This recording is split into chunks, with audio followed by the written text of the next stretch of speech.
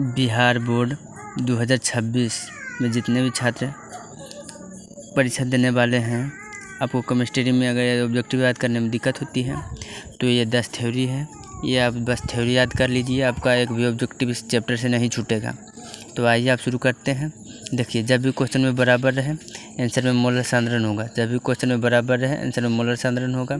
जब भी क्वेश्चन में ताप पर निर्भर नहीं रहे, जब भी क्वेश्चन में ताप पर निर्भर नहीं रहे आंसर में मोललता होगा। जब भी क्वेश्चन में ताप पर निर्भर नहीं रहे आंसर में मोललता होगा। क्वथनांक सबसे अधिक, जब भी क्वेश्चन में क्वथनांक सबसे अधिक रहे, जब भी क्वेश्चन में क्वथनांक सबसे अधिक रहे आंसर में जल में 1% NaCl होगा।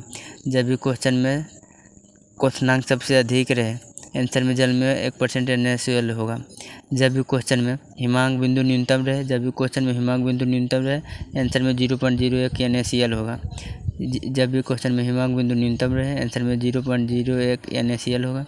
जब भी क्वेश्चन में टिंडल प्रभाव रहे, जब भी क्वेश्चन में टिंडल प्रभाव रहे आंसर में सॉल होगा। जब भी क्वेश्चन में टिंडल प्रभाव रहे आंसर में सॉल होगा। जब भी क्वेश्चन में प्राशन दाब का समीकरण रहे, जब भी क्वेश्चन में प्राशन दाब का समीकरण रहे तो आंसर में P/CRT होगा। जब भी क्वेश्चन में प्राशन दाब का समीकरण रहे आंसर में P/CRT होगा। जब भी क्वेश्चन में अनुसंख्यक गुण पूछे, जब भी क्वेश्चन में अनुसंख्यक गुण रहे तो आंसर में प्राशन दाब, क्वथनांक का उन्नयन, हिमांक का अवनमन या वास्तव, ये चारों में से कोई एक होगा या चारों होगा। जब भी अनुसंख्यक गुण रहे, जब भी क्वेश्चन में अनुसंख्यक गुण रहे तो आंसर में प्राशन दाब, क्वथनांक का उन्नयन, हिमांक का अवनमन या वास्तव में से कोई एक होगा। समुद्र जल का प्राशन दाब, जब क्वेश्चन में समुद्र जल का प्राशन दाब रहे, जब भी क्वेश्चन में समुद्र का प्राशन दाब रहे तो आंसर में 30 ATM होगा। जब भी क्वेश्चन में समुद्र जल का प्राशन दाब रहे आंसर में 30 ATM होगा। जब भी क्वेश्चन में बिना परिवर्तन के उबलता लगा रहे, जब भी क्वेश्चन में बिना परिवर्तन के उबलता रहे तो आंसर में एजियोट्रोपिक मिश्रण होगा। जब भी क्वेश्चन में, बस आपको देखना है कि क्वेश्चन में बिना परिवर्तन उबलता लगा रहे तो आंसर में एजियोट्रोपिक मिश्रण होगा। जब भी क्वेश्चन में किलो या केजी रहे, जब भी क्वेश्चन में केजी या किलो रहे तो आंसर में मोललता होगा। जब भी क्वेश्चन में केजी या किलो रहे आंसर में मोललता होगा। जब भी क्वेश्चन में प्राशन दाब का संबंध रहे, जब भी क्वेश्चन प्राशन दाब का संबंध रहे तो आंसर में π/c = ST होगा। जब भी क्वेश्चन प्राशन दाब का समीकरण रहे आंसर में π/c = ST होगा। जब भी क्वेश्चन में प्राशन दाब का संबंध रहे आंसर में π/c = ST होगा। जब भी क्वेश्चन में राउल्ट का नियम रहे, जब क्वेश्चन में राउल्ट का नियम रहे तो आंसर में P/KHx होगा। जब भी क्वेश्चन में राउल्ट का नियम रहे तो आंसर में P/KHx होगा। जब भी क्वेश्चन में मोल सांद्रण रहे, जब भी क्वेश्चन में मोल सांद्रण रहे तो आंसर में छोटी n प्लस बड़ी n होगा। जब भी क्वेश्चन में मोल प्रभाज रहे, जब भी क्वेश्चन में मोल प्रभाज रहे आंसर में छोटी n प्लस बड़ी n होगा। जब भी क्वेश्चन में मोल प्रभाज रहे तो आंसर में छोटी n प्लस बड़ी n होगा। जब भी क्वेश्चन में HCl या H2O का मिश्रण रहे, जब भी क्वेश्चन में HCl या H2O का मिश्रण रहे आंसर में 20.2% HCl होगा। जब भी क्वेश्चन में HCl तथा H2O का मिश्रण रहे आंसर में 20.2% HCl होगा।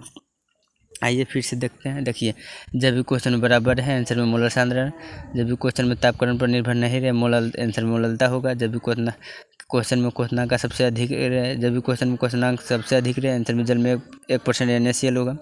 जब भी क्वेश्चन में बिंदु का न्यूनतम रहे, हिमांक बिंदु न्यूनतम रहे तो आंसर में 0.01 NaCl होगा। जब भी क्वेश्चन में टिंडल प्रभाव रहे आंसर में सॉल होगा। जब भी क्वेश्चन में प्राशन दाब समीकरण रहे तो आंसर में P/CRT होगा। जब भी क्वेश्चन में अनुसंख्यक गुण रहे तो आंसर में प्राशन दाब, क्वथनांक का उन्नयन, हिमांक का अवनमन या वास्तव होगा। जब भी क्वेश्चन में समुद्र जल का प्राशन दाब रहे तो आंसर में 30 ATM होगा।